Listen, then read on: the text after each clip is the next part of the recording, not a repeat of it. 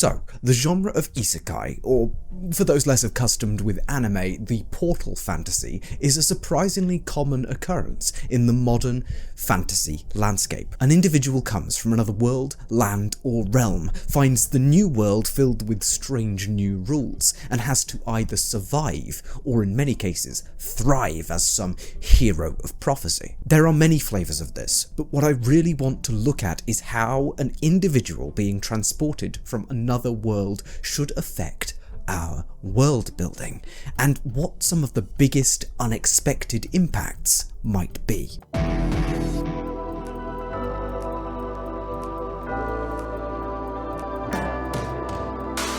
The most impactful change is clearly that another world is proven to exist, as long as you believe the portalee, that is. For much of human history, we have imagined worlds beyond ours, with creatures not too dissimilar to ourselves, and an isekai proves relatively conclusively that there is life out there. It would be akin to finding an alien in our own world, in an almost exact corollary. A few questions must be posed to get a clear picture of the impact, though. First, is this instance the first portal?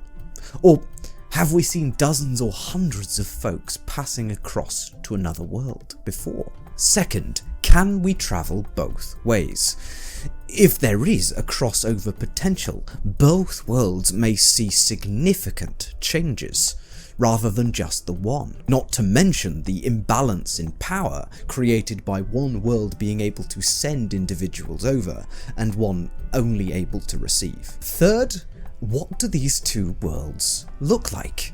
If we have Bronze Age Earth linked to a pseudo-medieval magical fantasy realm, that looks very, very different to, say, a modern Earth being linked to that exact same fantasy world. This all may seem blindingly obvious, and it is, but we need these foundations to make any sense of a genre that can literally do anything. My examples today are going to be drawn from some of the more common outreachings of this trope. We're going to explore what happens when a high fantasy magical world collides with a low to no magic modern Earth analogue. The start of this discussion will be focused on how our Earth might influence the development of a fantasy world.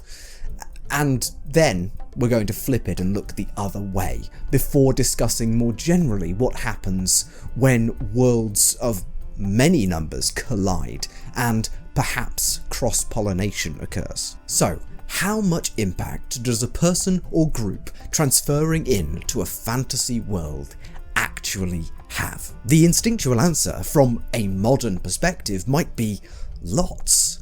After all, our world has electricity, mass media, the internet, and we are collectively the most educated humans in history. Indeed, as a species, we have solved instant worldwide communications, eradicated multiple diseases, developed ridiculously powerful weaponry, and industrialized en masse. But not all of these marks of progress are transferable. Why? Well, the trouble is, at least in our post-industrial modern world, nobody really knows how to make anything. Forget cars and skyscrapers for just a moment. If you take the average scientist working on type 1 diabetes, for example, or a worker in a factory that manufactures supplies for insulin delivery, it would take years for either of them to develop even the most rudimentary system for delivering or refining insulin in a new world with none of their prior technology or resources. Yes, a bricklayer can mix cement and build walls like an absolute champ, but can they use locally sourced materials to make their own bricks? The age of the polymath is over, at least in terms of self-sufficient inventors and designers who use no prefabricated parts and can work across multiple media in many industries. Sure, if Leonardo or Isaac Newton, or Benjamin Franklin were sent across to a fantasy world, they would be able to bring concepts to fruition from the page to a physical presence, and may even create a revolutionary new way of thinking about magic. But even these men relied on prefabricated, normal or standardized instruments that may simply not be imagined on the other side. For example, highly accurate timepieces were important in the work of all three. Basically, starting from scratch is simply unreasonable, unless you're some spiky-haired anime protagonist. Not least because the human memory cannot retain all the necessary information used in, say, Dr. Stone, without errors creeping in. Even if we take historical experts, giants in their field like Filippo Brunelleschi, the literal architect of the Renaissance who worked a lot in Florence, his expertise only goes so far as large-scale construction and architecture in general. Yes, he may make a difference in a fantasy world, but it would be a difference made to 1 or 2 cities, and might just include inventing just a couple of machines that aren't made obsolete by the ready application of magic. Yes, the swordsmithing techniques of the samurai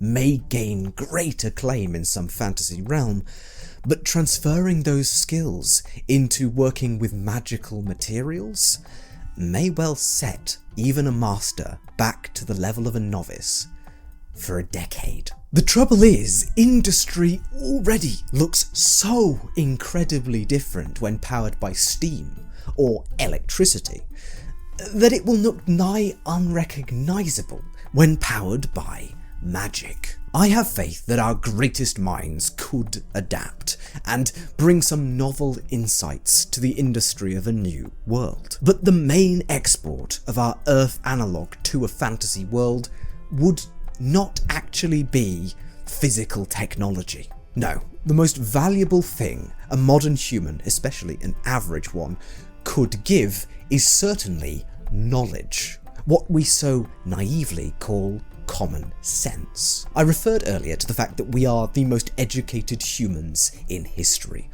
Looking around at our fellow man, we may sometimes find cause to doubt that, but it is true. The average person can name the planets of the solar system, understands the basic fundamentals of gravity on a micro and macro scale, knows what a menstrual cycle is, and why it happens, understands that disease can spread through the air, as well as through exchange of fluids and contact, and knows that hand washing tends to reduce the spread of bacteria.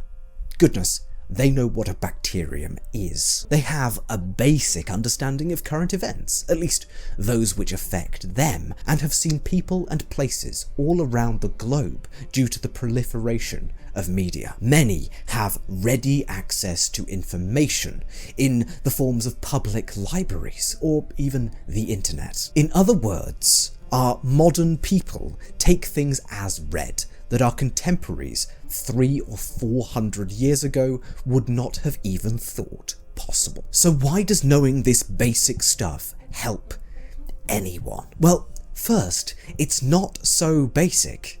Human progress and discovery has taken many years to get to the point where these were seen as basic truths. 200 years ago, we didn't know for sure as a species what stars were. If an average person from modern Earth went to a fantasy world and started spouting these beliefs, they would likely be going against the conventional wisdom of this pseudo-medieval fantasy world. If they avoid being Galileo'd, then there's a solid chance that the actually smart people of the other world might look to prove or disprove their theories. Most useful among these would be germ theory, understandings of pregnancy and the menstrual cycle, and the existence of gravity as a fundamental force in both planetary motion and regular life. Although our modern man may not be able to explain exactly how an aeroplane works or flies, they might yet be able to nudge our fantasy denizens towards a rigid winged glider, at least, to kickstart that process. Perhaps a single nudge in the direction of establishing an assembly line could be all an industrious fantasy citizen needs to get creative and very much change their world. The average person can't recommend what is built, how it should be built, but can nonetheless benefit from years of a collective understanding to give nudges in a direction that would at least emulate his own world's progress, as long as they're listened to, and as long as no vested interests oppose these novel forms of industrialization or labour, which frankly, they certainly would. This is all assuming that magic hasn't solved these problems already, and that the elites in control of society are willing to accept change. If not, well, we'd better hope that our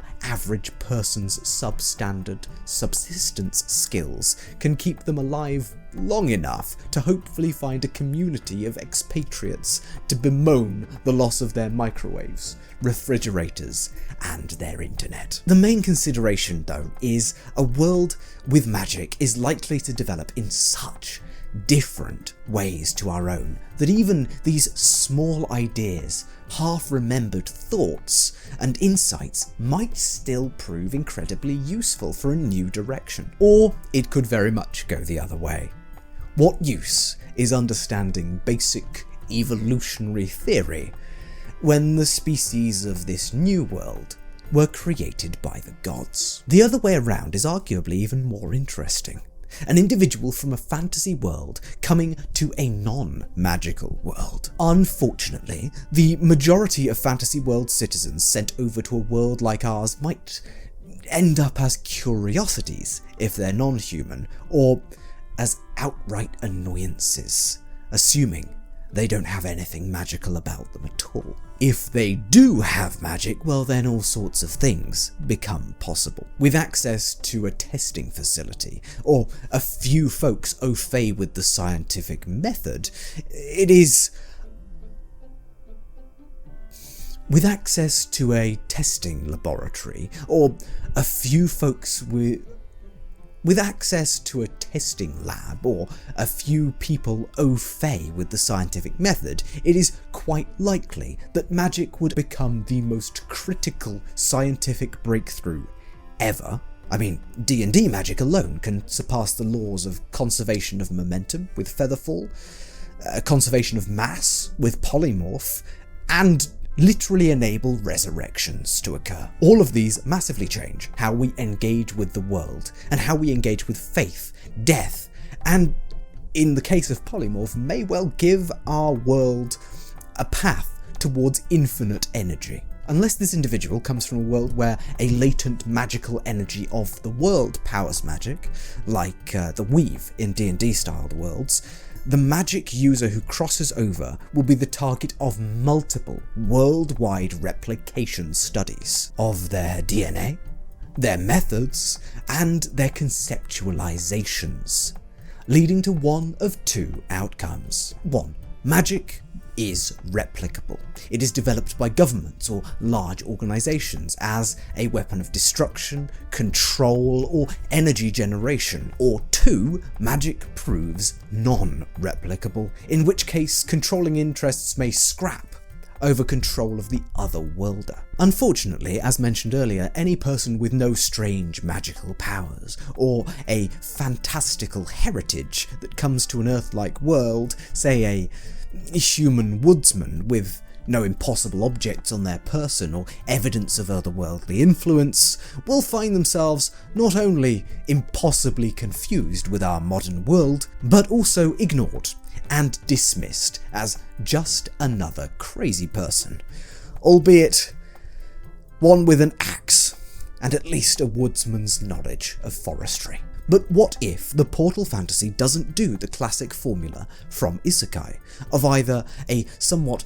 genre-savvy person going to a fantasy world, or a fish out of water, uber-powerful fantasy creature comes to navigate ours?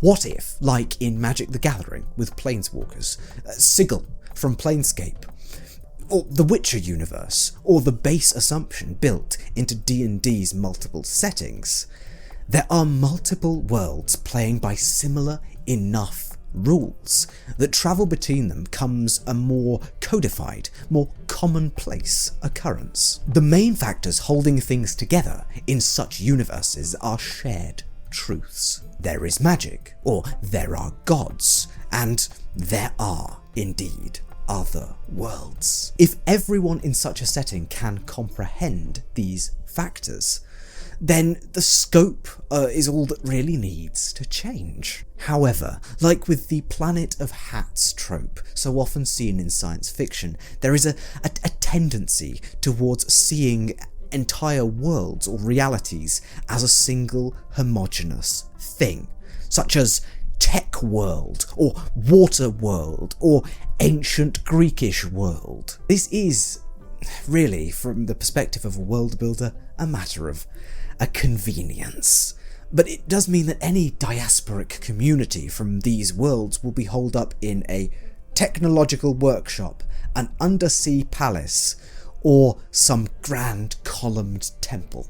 Their contribution to a new setting is often just limited as their homeworld's most thematic import. And really, that's a shame, and we can do better. You see, in a setting which incorporates many worlds, the best bet is to try and integrate philosophies and cultures together in a slightly more fluid fashion. Yes, folks from the same world will tend to group together to some extent, but may also learn from the other diasporic communities. A water-based kind of ancient Greek Atlantean-styled city, for example, with a technologically viable method of allowing air breathers to survive, is far more interesting than each of these individual world elements alone, especially near a nexus point or portal where multiple folks can arrive. A synthesis of skills should be on show. And why not throw in a few non-standard folks from these worlds? Perhaps an albatross-like creature who soars above the waves of the water world untouched, an ancient grumpy cyclops with a massive distaste for all civilization, even down to worked stone, or a farmer who's come to another world to continue his traditional methods as he's been pushed out of his farmstead by new modern technology. This makes a portal fantasy or isekai world feel far more alive for very little mental cost on the world builder's part. This, of course, isn't the only concern that you could be thinking about or that could kickstart a story in such a world. A portal to another world is a very useful invasion point, or strategic weakness. It could let through an ecologically devastating invasive species, or a disease harmless in one world, but deadly in the next. Differences in pressure and gravity may do even more than it does for Superman. And there's always that very fun idea from Fizban's Treasury of Dragons that in every interconnected world there is a version of each and every dragon, an alternative version accessible via dreams. A portal is a nexus for adventure, threat, cultural exchange, and of course some very, very confused fish out of water. The worlds on either side could really be absolutely anything, but I do hope I've given you at least some ideas of what might yet lie beyond. Thank you for watching. I hope you've enjoyed this dive into what interdimensional portals can do for you. If you have enjoyed, make sure you subscribe so I know that you want more videos like this, and get in the comments to let me know what I should be discussing next. But with all that said, I've been Tom, otherwise known as the Grungeon Master. Thank you so much for watching, and I will see you in the next video.